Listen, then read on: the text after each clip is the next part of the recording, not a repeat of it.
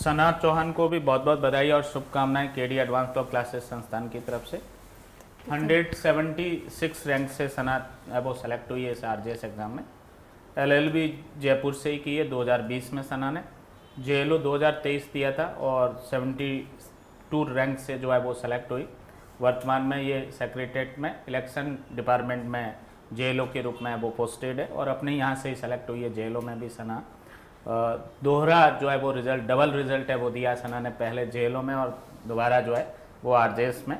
और आरजेएस सना का दूसरा अटैम्प्ट था। पिछली बार भी मेंस लिखा था सना ने और अपने यहाँ से प्री की टेस्ट सीरीज, मेंस का course, mains test series, interview guidance, ये सब कुछ है वो प्राप्त किया है।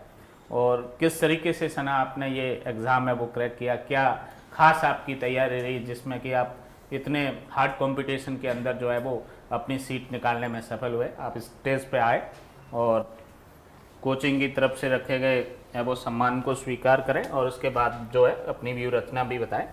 आपको बहुत बहुत बधाई और शुभकामनाएं आरजेएस बनने के लिए, बहुत अच्छी रैंक से सेलेक्ट होने के लिए।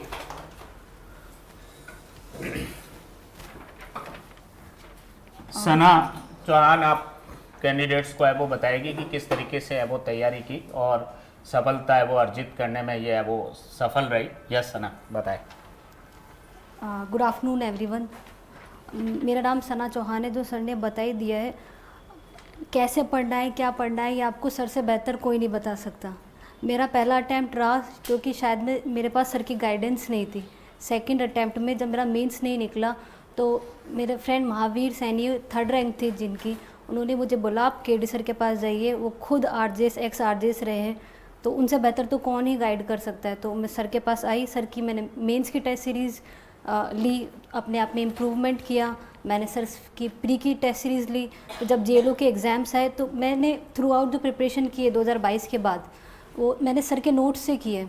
तो जो मेरा जेएलओ में भी सिलेक्शन हुआ उसमें सर के नोट्स का काफ़ी रोल रहा। कॉन्स्टिट्यूशन में जो केस लॉस थे उस मैक्सिमम सर की जो नोट्स थे उसी में से थे। और फिर इसके बाद आरजेएस में जेएलओ के इंटरव्यू में सर ने काफ़ी गाइड किया। मेरे अच्छे मार्क्स थे, 25 में से मेरे 17 मार्क्स थे सर की वजह से। और मेरे आरजेएस में भी 24 मार्क्स रहे, मेरा इंटरव्यू की वजह से ही सिलेक्शन हुआ है। और इसमें सर को मैं काफ़ी बहुत बहुत धन्यवाद कहना चाहती हूँ। हिंदी ऐसे में कितने मार्क्स रहे? सर हिंदी में मेरे 20 रहे। 20, ठीक है, 20 भी अच्छे मार्क्स है और इंटरव्यू में 24 35 में से बहुत अच्छे आउटस्टैंडिंग में वो मार्क्स हैं। एक दो सवाल रहेंगे आपसे सना। जी सर। एक तो जो मेंस कोर्स की क्लासेस थी, टेस्ट सीरीज थी, नोट्स थे, इनको परीक्षा में आपको जो है वो फ़ायदा हुआ है वो आप ऑलरेडी है वो बता चुके हैं।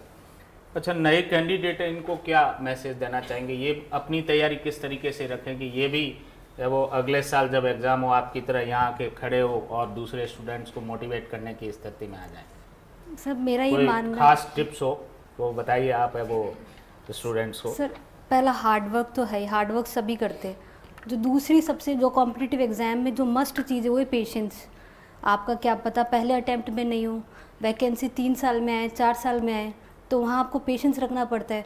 दूसरी चीज़ रिलेटिव्स भी परेशान करते हैं। हाँ, एक उम्र प्राप्त कर लेते हैं तो बहुत सारे और आगे के काम स्टार्ट हो जाते हैं। मेरा फर्स्ट अटैम्प्ट में नहीं हुआ, फिर सेकंड जो भर्ती है उसमें काफ़ी टाइम लग गया। मम्मी से पूछ कर क्या हुआ सना का अभी तक जज नहीं बनी। तो पेशेंस रखना है, रिलेटिव्स को थोड़ा अवॉइड करना है, मेहनत करनी है और यही मैं कहूँगी। और हार्डवर्क तो है ही और सर की गाइडेंस। तो ये thank you Sana. Thank you so much. आपको उज्जवल भविष्य की शुभकामनाएं। आप अच्छे न्यायिक अधिकारी के रूप में कार्य करें। बैठे।